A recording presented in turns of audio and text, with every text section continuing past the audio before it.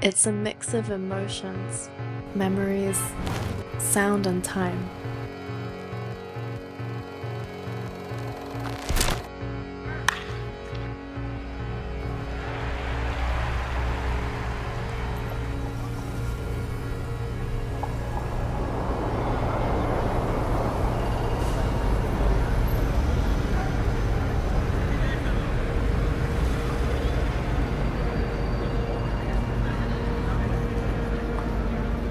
Where I let go of my thoughts and fully immerse myself in what's around me.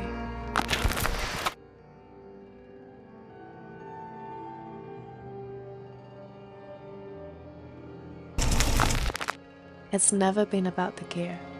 It's about the connection between me and the camera.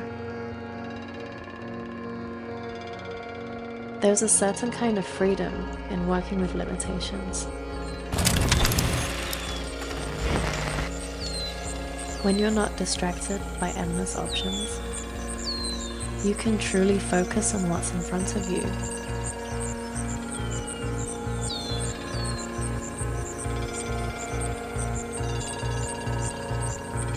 That's when creativity flows.